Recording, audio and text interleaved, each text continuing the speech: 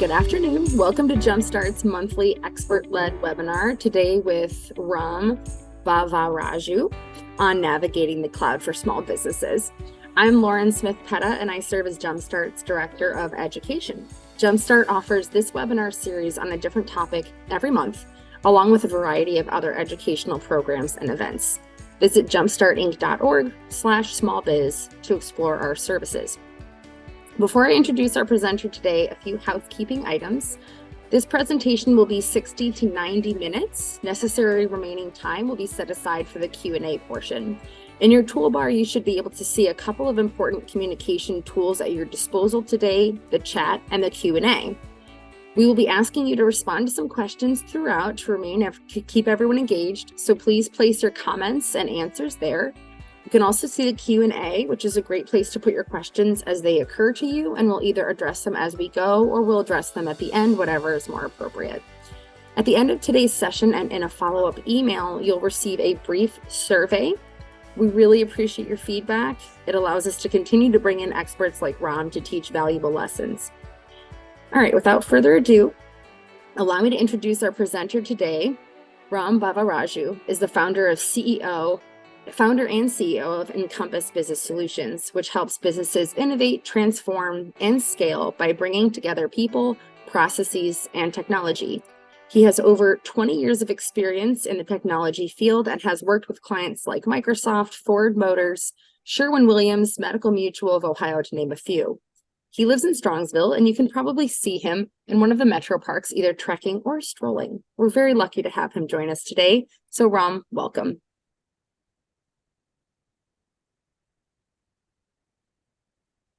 Okay, thanks, Lauren. Thank you so much.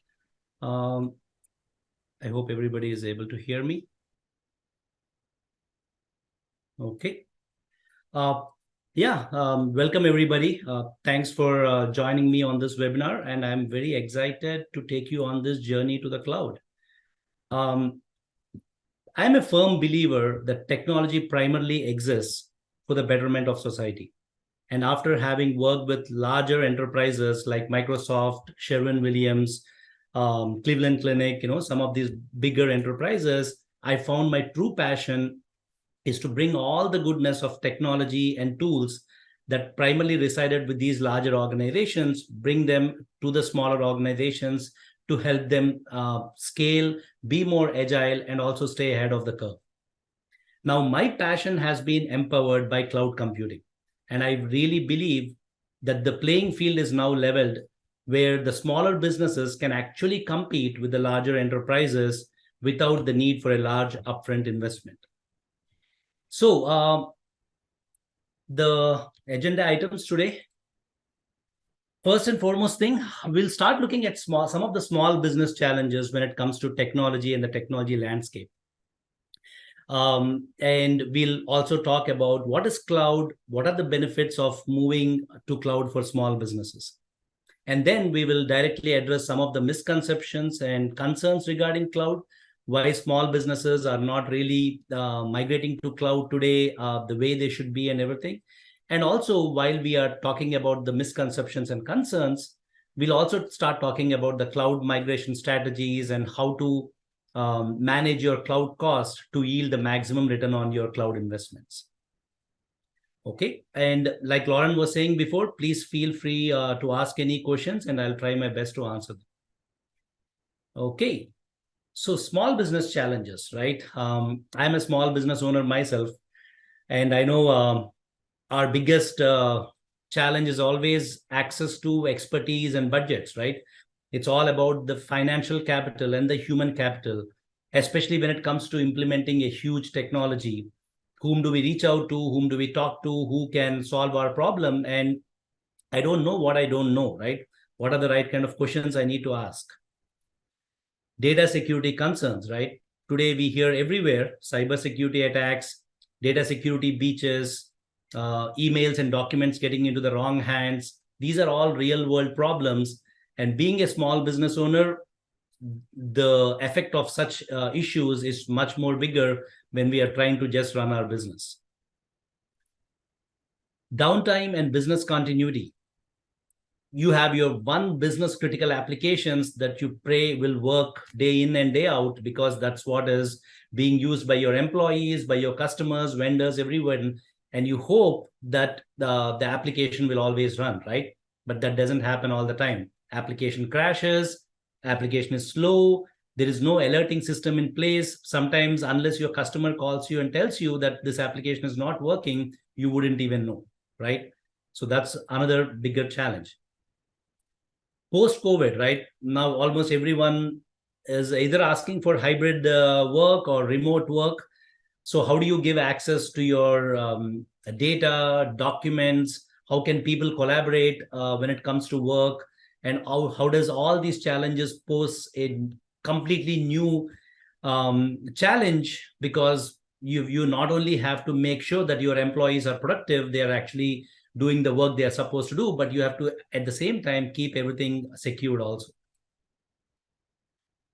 If you are in any of the regulatory industries, right, like healthcare or finance or insurance, right, that poses its own challenge, in various regulatory industries, how documents are accessed, what information is seen by your employees versus your customers, all that poses a new level of challenge as you're coping up with some of these technology changes. Next is data loss and backup issues.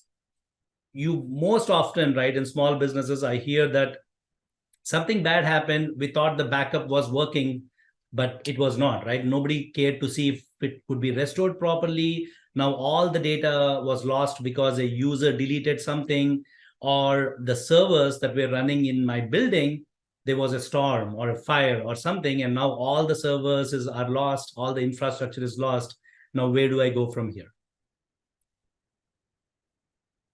More often than not, I always feel most of my customer places, servers don't go through the maintenance, right? I saw some customers who were still on Microsoft, using XP or old servers, not enough upgrades have been done, which was again posing some security, the risks and everything.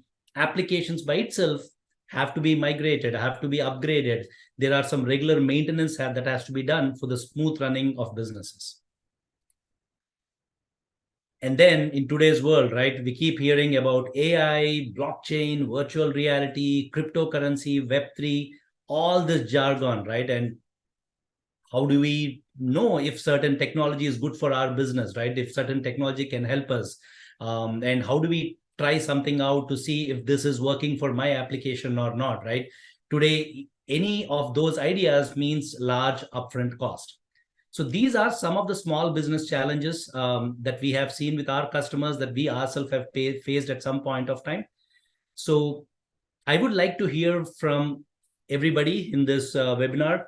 What are your probably the top technology challenge that you have in your business, or top 3 technology challenges? If you could share that, we'll be able to make sure that we are addressing those questions as we go through this webinar. Okay, I'll give you guys probably like 30 seconds or so. Please type in your top 3 challenges when it comes to implementing technology for the smooth running of your business.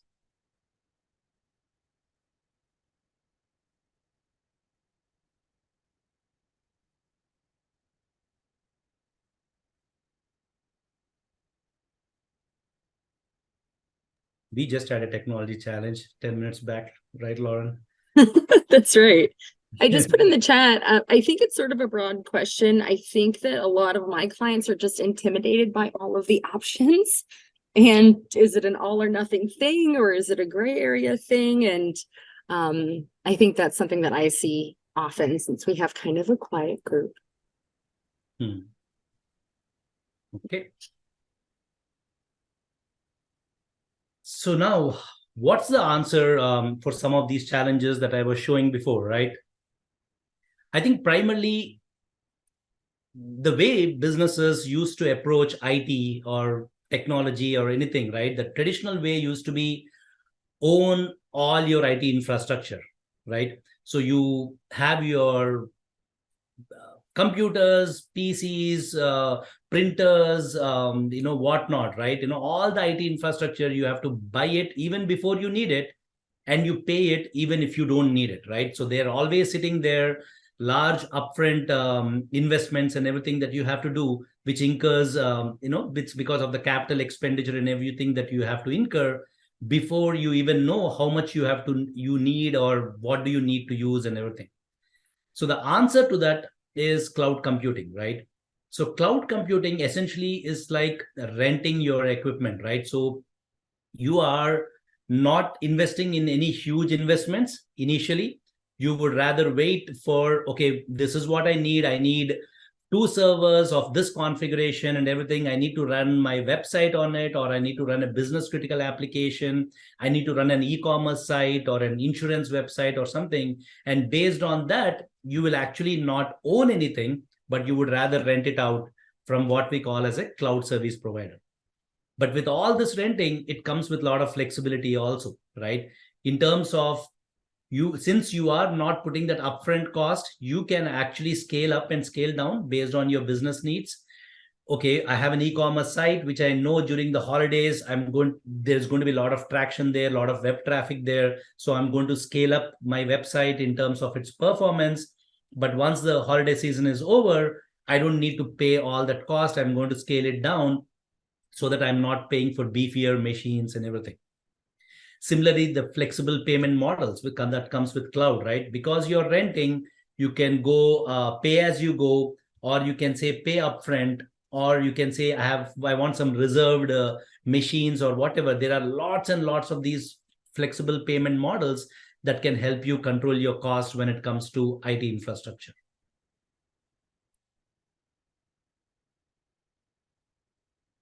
Now, it gets a little technical here. So fasten your seatbelts. And when it comes to cloud computing, there are a lot of things that you can actually rent from the cloud service providers, right? It could be machines, it could be virtual machines, it could be even virtual desktops, and all the kind of infrastructure that comes with it. You can rent those out, which we call it as infrastructure as a service, because it's primarily related around the infrastructure. Or you can even use storage, databases, document storages, and everything, where it comes as a platform. And then you can rent those out so that you are not investing hugely into hard disk spaces and then all those things, and then you can actually store most of your data, your images, documents, and everything onto the cloud. So that's what is called the platform as a service. Now comes the software as a service. This is where most of you already must be using some of this, which could be like a QuickBooks or a HubSpot, and some of these services, which are software that was built and then put on the cloud, so that a lot of businesses can start using those softwares as a service, and multiple businesses can actually start using that software. So these are the 3 flavors of cloud that you normally see, whether you are renting out your equipment or renting out for the storages, documents, and everything, or you actually have an application that you can use on the cloud. Now, who are some of these cloud providers, cloud service providers that actually provide those services, right? These are some of the topmost ones. You have Microsoft Azure, Amazon has AWS, Amazon Web Services. Google came with Google Cloud, and IBM, Oracle. These are some of the bigger players. There are some smaller players also. And depending on your needs, which is primarily driven by what industry you are, do you need a compliance feature, or do you need a certain offering? What are the pricing models that you would like to have, the ease of use? And most importantly, your data center locations, right? If most of your business is concentrated on the Midwest area, you don't want your servers running all the way in California or somewhere else, right? Because your customers are in the Midwest area, you would rather have your servers close by, to reap the benefits of migrating to cloud. So a lot of these decisions are important as you are migrating your applications to the cloud and choosing what would be the right cloud service provider that you have to choose.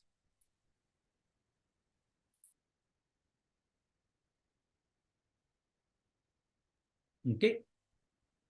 Sorry. These are some cloud tools you must already be using. Some of them must be very familiar to you. For example, if you are using any Office 365 products or Microsoft 365 products or Google Workspace, you are already using the platform as a service, right? So these are some of the collaboration tools that they provide, like Gmail or the G Suite of products and everything. Same thing with Microsoft. Microsoft gives document storages like OneDrive. Google gives Google Drive, and some of these things. So these are some of the platform as a service that I was referring before that you must be already using. Then the software as a service, right? You must already be using Shopify or QuickBooks, or your email marketing is on MailChimp, right? These are some of the softwares that have been built and running on the cloud, which you are already making use of them, rather than buying software that used to run on your local machines or in your premises, in your own office building, and running the risks of the application not working. Okay, so see, these are some of the cloud tools that you can probably use right from the word go right now. So now, what are the benefits of cloud, right? So we spoke about what is cloud, what is the traditional way. A lot of companies using infrastructure, everything sitting in their building within their own data centers and everything. And now moving to the cloud, what does it mean? What are the benefits of it? The first and foremost thing would be your cost benefit, like I was telling before, right? You can reduce your operational expenditure because you only pay for what you need when you need. Flexible payment models, and you're reducing your capital expenditure, where you are not investing in significant costs or investments in the hardware and infrastructure before you actually need them. Next one is scalability and agility, right? Like I said before, right? You have an application, a website or a web application, whatever, and then e-commerce site. You want to scale up during peak seasons, and you want to ramp it down during non-peak times, right? So you want that kind of scalability and agility, and you want that to be done on an automatic way. As the traffic is increased, the machine gets more beefier so that it can handle the traffic. Once the traffic is low, you're not paying any extra cost or anything, and you can automatically ramp it down. Also, same thing with the ever-changing business needs, right? You have a new idea or you want to provide a new service, right? You can immediately go and then spin off new machines or spin off new sites and everything without waiting for a longer period of time to buy those machinery, setting things up and everything, and also having access to your IT vendor or your internal IT team in order to do it. Accessibility and remote work. I think I've touched base on this already. With cloud, your employees, your team members, your vendors, whomever you want to give access, they can access your data and applications, and everybody can collaborate better. All this regardless of their physical location. If they are traveling, they can access it from their phone. If they are in the office, they can access it from their PCs. All this can be done in a very secure and seamless way. Automatic updates and maintenance. You are not taking care of your servers anymore. You don't need to worry whether certain security updates or patches have been done or not. Everything is taken care of by your cloud provider. So you don't have the burden of having a full-blown IT team with all the maintenance tools and everything. We have a really good question, and I want to ask it before you move on to a new topic.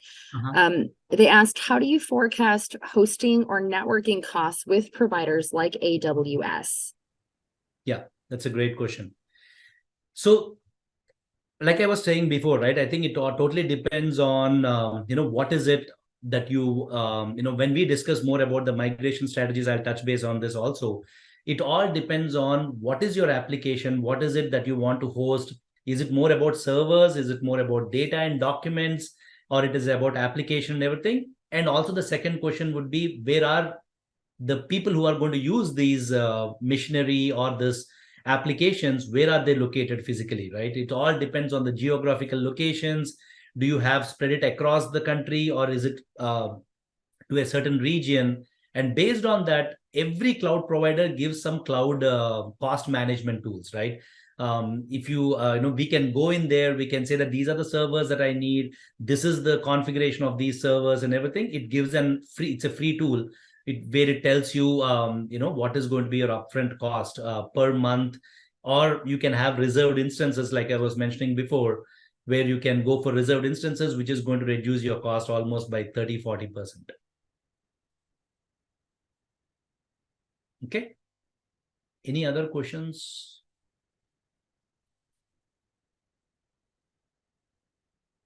Okay, hopefully I answered your question.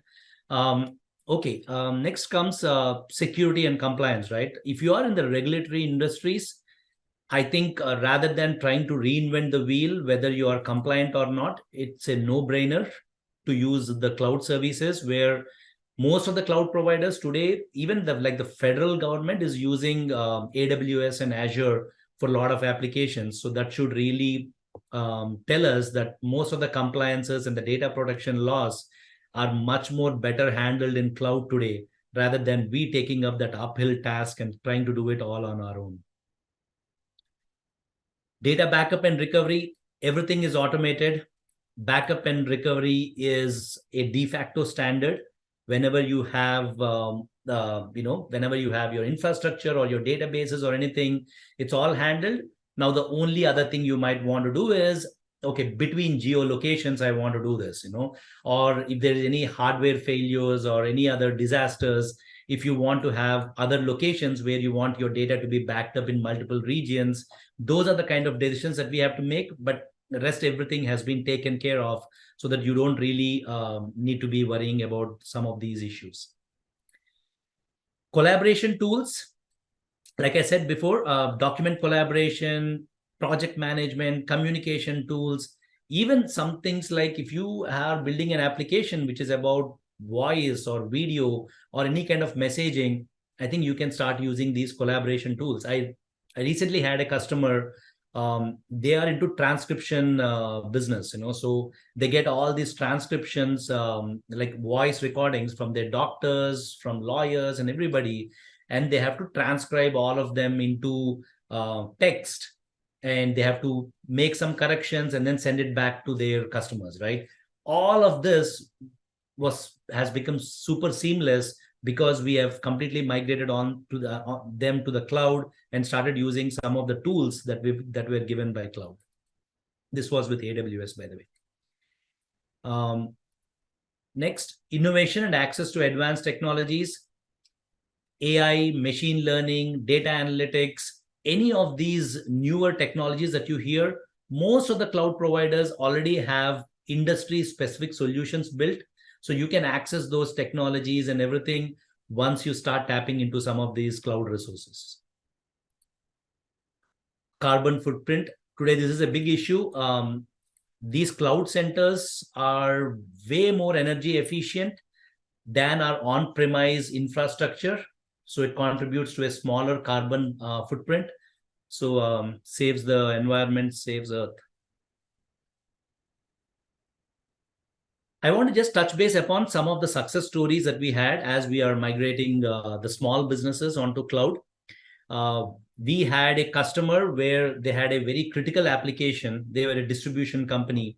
They were having a critical application which was running on one server within their building.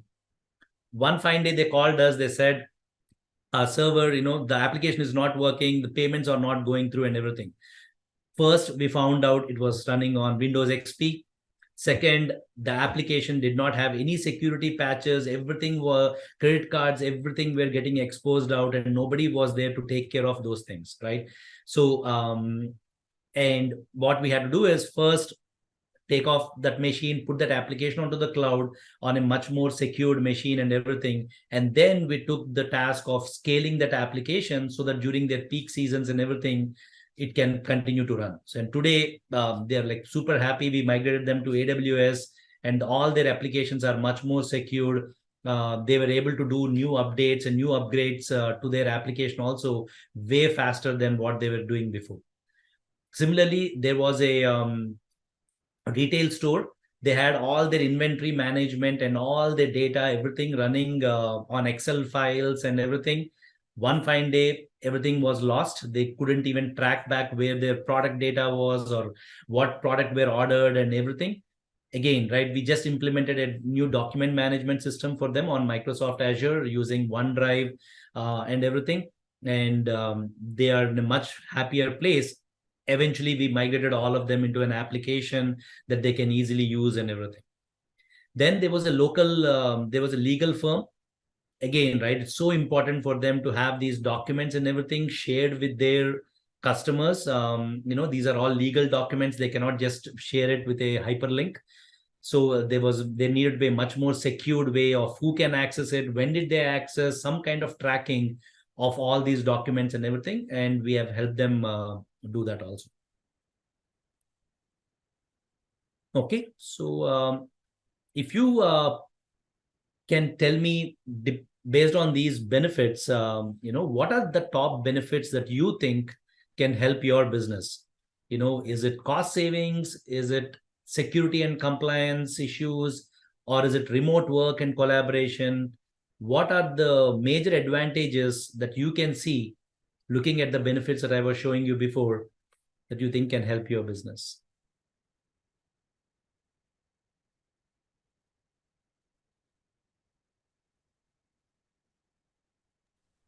You can put your answers to Ram's questions in the chat. I see a couple coming in.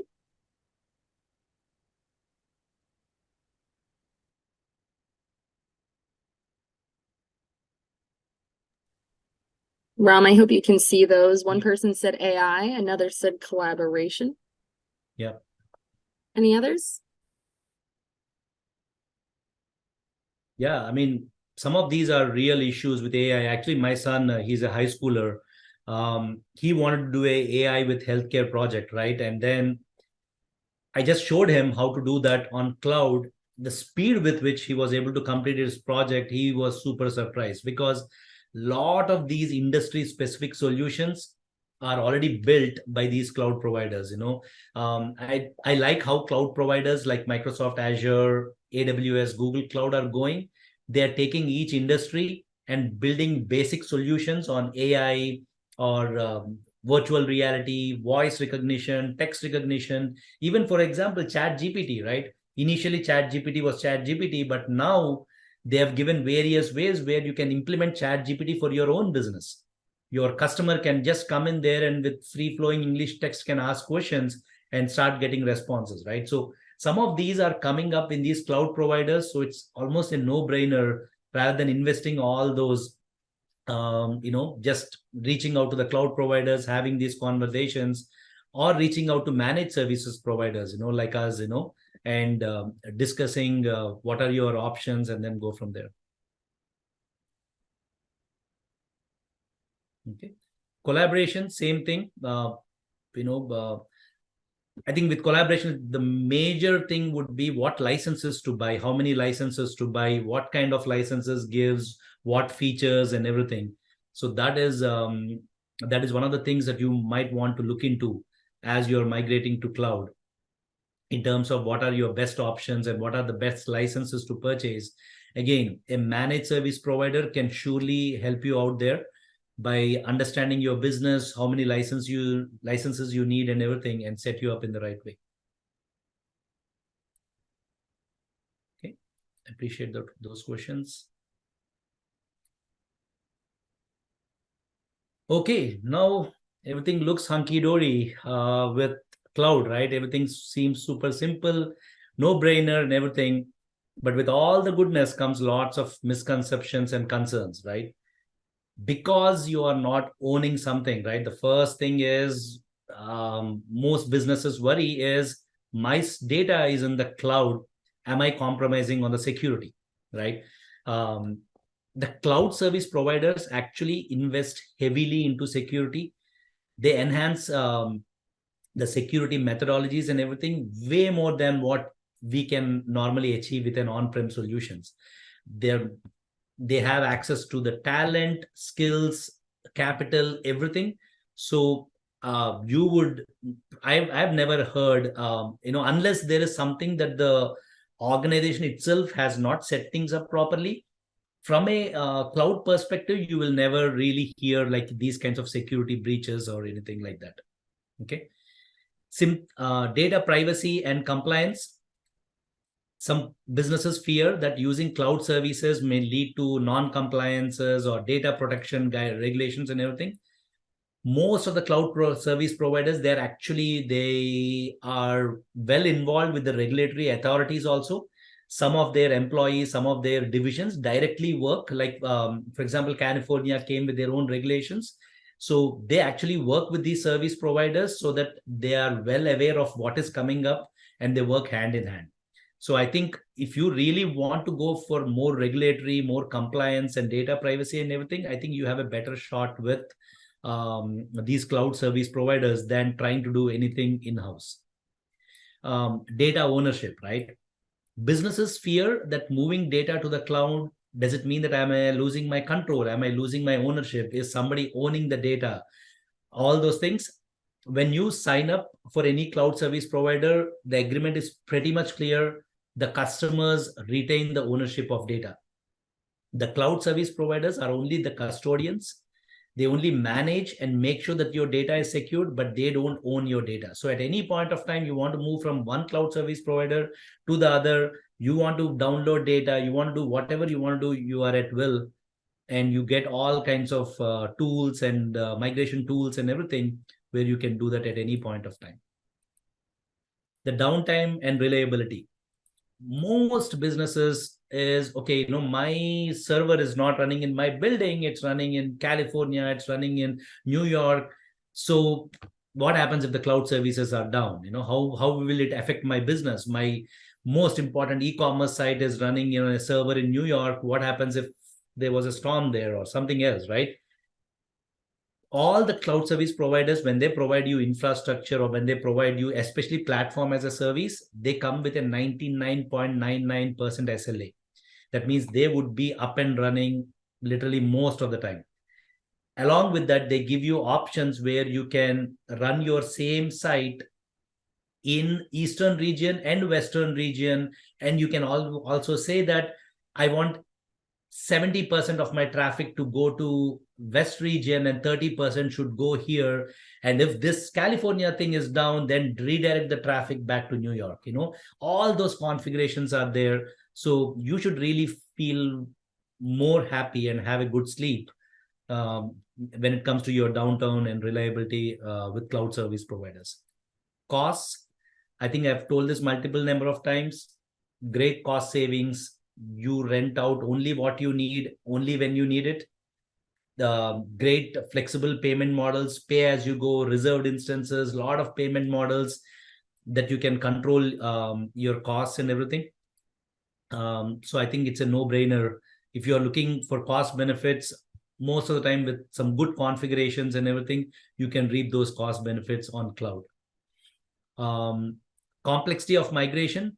Most businesses don't even attempt cloud primarily because they feel that it's a complex and time-consuming process.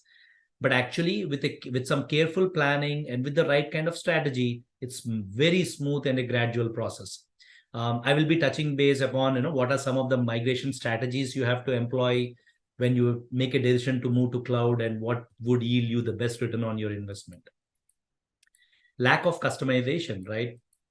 Most businesses believe that cloud solutions are one size fits all and they lack customization. And that's far from truth. Cloud solutions actually, when you work with the right, managed services providers, or you go reach out to them and say that what you want to build and everything, there are high degree of customizations that you can do, especially for small businesses. They concentrate a lot on small businesses from the point of view of services and configurations that can meet your specific needs also. Actually, touching base on that, a lot of cloud services providers actually give a lot of freebies also until certain point of time. If you are using it only 10 hours, it's free of cost. First $200, it's free of cost. They give a lot of those freebies also to attract small businesses and to start using cloud solutions. Performance concerns, right? Businesses feel that because if my business critical application is running in the cloud on servers, that are geographically far away from where the customers are accessing, will things be slow, right? But like I said before, cloud services provider offers scalable resource. You can just say that if this application, the web traffic is so much, scale it up, scale it to one more instance, scale it to 4 more instances. All that is done automatically. You don't need to be sitting there, somebody calling you and saying that the site is slow or something. You can actually configure all of them and get and reap all those benefits. Loss of control. Like I touched base before, moving to the cloud, does it mean relinquishing your control over the infrastructure or anything? Not at all. Cloud providers only manage some aspects of your infrastructure, only to make sure that your infrastructure is upgraded, has the security patches and everything, and it is up and running. But it's only to keep you away from all that worry, so that you are not worrying about whether your servers are running or not. But you literally have full control over the applications, the data, and the configurations, and it's all pertaining to your business, and it's all yours. Okay. Now, with those misconceptions set aside, let's dive into. Now you have made a decision. Okay, you understand what is cloud, what are the benefits of cloud. You think it's a no-brainer. I want to migrate to the cloud. So what are the steps that any business, small business, has to take once they have made this decision, right? The first and foremost thing is a very careful assessment and planning, right? What is your current infrastructure? Conduct a thorough assessment of your existing infrastructure, what applications you have, what documents you have, what data do you have, and most importantly, right, what is your goal of this migration? Are you trying to save money, or is it more due to scalability issues? Your site is running low, things like that, or is it enhanced security, or you are in a you have to have certain compliances or a regulatory issues that are popping up in your business that you have to take care of. So please define your goals properly, because you can go into cloud migration aiming for a certain things and completely lose focus on the other aspects of it. So please make sure that your existing IT infrastructure, your existing needs are documented and your goals are well defined. Next is prioritize applications and data, right? Don't go with the servers first. Don't go with the infrastructure. Hey, I need 4 servers, 5 servers. Start concentrating more on your critical applications first, because once applications are moved, you get immediate business value. Okay, your return on investment is much more faster, right? So think about it in those terms. What are your business critical applications?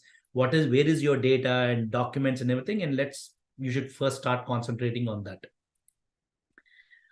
Also, as you're migrating this data, ask yourself a simple question, right?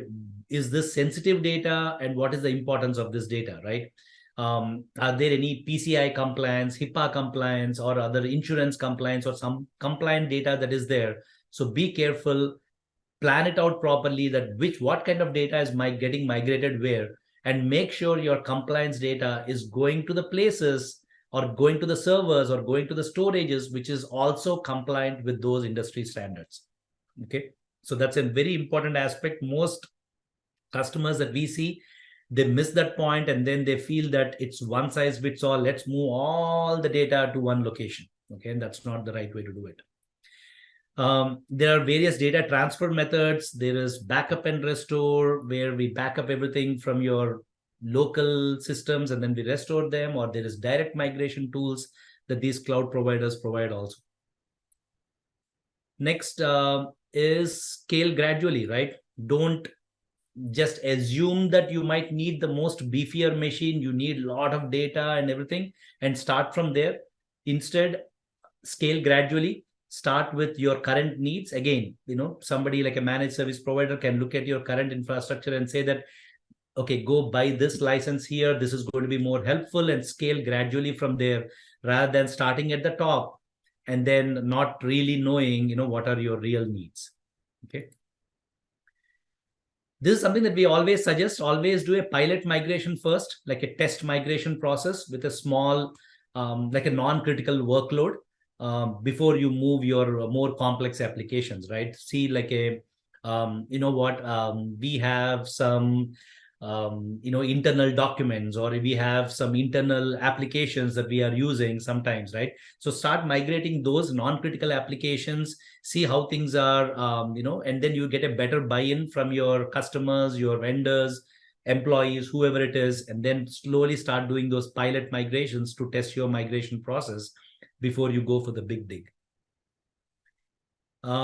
Optimization and cost management, right? Very important. If you're migrating to the cloud primarily for cost benefits, make sure that your resource optimization and cost monitoring is in place, right? This is where I was telling before, every cloud service provider gives free cloud costing tools. You can use those tools, say that I might create a server, I might create a database, I have documents, 10 GB worth of documents, all these things, how much it's going to cost me, right? You can play around with those tools and make sure that you are doing your cost management and everything, also in the right way. Okay. Then backup and recovery testing. Like I said before, all the backups and the disaster recoveries, everything you can set up, you can configure them in the cloud and everything, but you have to make sure that your backups are actually working, right? You take a backup, you restore them and see if your application is still working. Some of the test, there are some the test, disaster recovery plans and everything that you can develop and test and make sure that your backup and recovery and everything is working. Once your migration is done, set aside some time for post-migration testing. All your applications and everything, they are still running locally, and you're parallelly running them on the cloud. So make sure that all your post-migration testing is done, all your functionality is being validated, and most importantly, you are getting user feedback, right? We cannot just shove this entire solution onto their throat. So instead, ask them, what is the feedback? Do you feel anything slow or sluggish? What is the ease of use? And then go back and see if your goals have met, right? Whatever came from your assessment and planning, if you have met those goals. Mostly we have seen customers who go back to their goals and then they are like, yeah, these are met, but this is where we want to be next, right? We want to reduce costs even further, or we want to scale to a new business location, and all those things come at that point of time. Okay. Since I spoke so much about costs, so I also thought it would be useful for everyone. Some of the how do you manage your cloud costs? One of the biggest complaints that we always feel is customers come back and say that, look at my cloud bill. I've been billed this much, right? Sometimes it's because there is no regular monitoring and alerts have not been set. If you know that your budget is only X dollars a month, set up the alerts in the cloud, right? If it is going beyond that, it's going to give you an alert so that you can immediately go and see what happened, right? Oh, somebody spun up a new server and then they never killed it, right? Because after their use, they just left it there. So things like that, right? It's more about monitoring the usage by setting up the right tracking tools and alerts and everything so that you don't have any bad surprises. Optimize resource allocation, right? Choose your resources appropriately. How much storage do you really need? How many instances do you need, right? And implement auto scaling, right? Ramp up and ramp down. The holidays ramp up, after that ramp down, right? Make sure that you are setting auto scaling and not having fixed servers, fixed beefier machines, applications, always using maximum memory and things like that. So always have set aside time where you are optimizing your resource allocation regularly. Same thing with storage costs. First and foremost thing is choosing the appropriate storage. Okay, what kind of storage do you need? How frequently are your users accessing that storage? Are there any performance improvements that you have to do? And all those things, right? And most importantly, we have seen customers who leave some of the redundant data, the data that is not needed anymore, they just leave it there. When your servers are running in your building, that's fine because you are anyway paying for it. But when you are on the cloud, make sure that you are evaluating your storage costs and then getting rid of data or getting rid of documents that are not being used, or any huge heavy large documents or large databases, you are regularly trimming them off. Again, alerts based on price budgets, something that I was touching base on previously. Please make sure that alerts have been set up on your instances based on your price budgets. Whenever you want to move data between locations, you have two locations, you have one California, one New York, you are moving data between them. There is cost associated whenever data goes out or data goes in. So please be extra careful when you are migrating your data from one location to the other, because there are data transfer costs that are also involved in this. There is this concept of serverless architecture in cloud, where you don't really need to even rent out your equipment. You are only you only pay for the execution time of your applications, right? There is no physical virtual machines or physical servers that you are renting out. You are actually you are using this serverless computing, where only during certain periods of time you want that application to be running, it runs. And if it is not running, you don't need to do anything. You just don't pay. Only whenever it comes up and it runs, the bill, you will have to pay for that bill. Negotiate with cloud providers. Lots and lots of these cloud providers, they have reserved commitments, custom agreements, and huge, they have volume discounts also. So please make sure that when you are going to cloud, don't just go to azure.com or aws.com and start buying stuff from there. Make sure that you are looking at what are the volume discounts, what are the custom agreements and commitments that you can have before you zero in on the, what are the services that you need. Okay. So any questions, comments, concerns about what you heard? I think we are almost at the end of the webinar right now.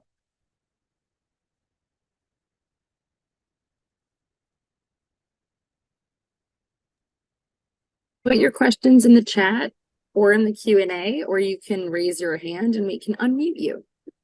Yep.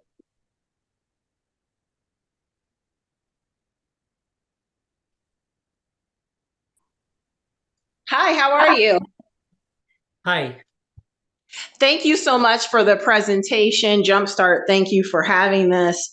I wanted to make a comment. I know it's kind of self-explanatory, but I found your comment that this kind of technology now makes it so easy to compete with large businesses. Mm-hmm. That's really good, though. That's true. It kind of alleviates the excuse that I can't do it because there's too much competition. Mm-hmm. Is this your company? NCompas Business Solutions, yes.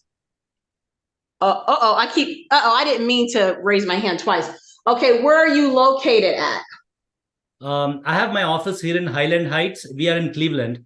Okay, yeah, I'm familiar with Cleveland. I've had a lot of family. I used to live there, so that's fine. I just wanted to know, this cloud covers almost everything then. So you wouldn't have to buy this product and that product. It would just kind of like all encompassing, right? Yes and no, right? It totally depends on your needs. Unfortunately, in technology, everything depends, right? So cloud covers, you can buy infrastructure, you can, buy like any kind of applications that you want that are already running on cloud and everything, right? But what kind of applications you need is where we might still say that, hey, this is where you might want to develop your own application that still runs on cloud, or there is already a cookie cutter solution, which is a cloud solution that you can already start using it. So unless I know more about your application, I wouldn't be able to give you a straight answer. Okay, so I saw your website up when you first came on. Could you put that up again so I could contact you all? Yep, I think my next slide is probably going to be that, and I will type it in the chat also. So encompassbusiness.com, that's our website. I'm going to type it here.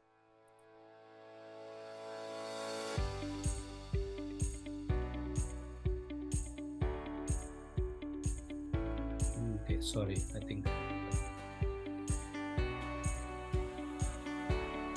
There you go.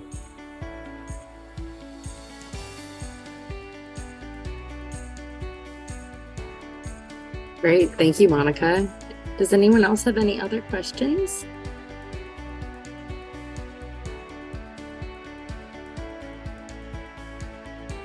Doesn't look like it. Ram, I think you gave them just a ton of food for thought, myself included. Thank you so very much.